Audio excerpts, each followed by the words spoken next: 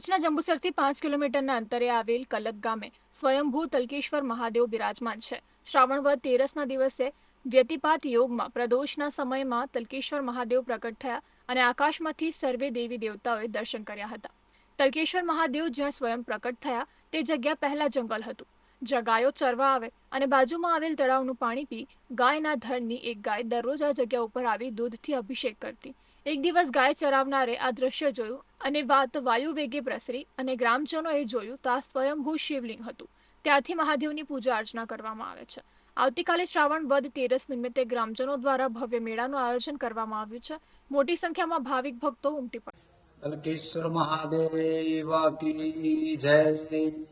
જંબુસર તાલુકાના કલક ગામની અંદર ભગવાન તલકેશ્વર મહાદેવનું બહુ પુરાણું અને બહુ જૂનું મંદિર છે અને ત્યાં લોકો દર વર્ષે ભગવાનના મેળો ભરાય છે અને દર વર્ષે દર્શન કરી લોકો ધન્ય પામે છે. અને એ વ્યતિપાતના દિવસે શ્રાવણ વદ 12 અથવા 13ના દિવસે વ્યતિપાત હોવાના કારણે મેળો લાગે છે અને ભગવાન તલકેશ્વર મહાદેવનું નામ કે દર વર્ષે ભગવાન વ્યતિપાતના યુગની અંદર તલભાર વધવાથી ભગવાનનું નામ તલકેશ્વર પાડ્યું છે. એમનો બહુ મહિમા છે. સ્વયંભૂ શિવલિંગ હોવાથી દરેક લોકોનું મનોવાંછિત ફળની પ્રાપ્તિ થાય છે.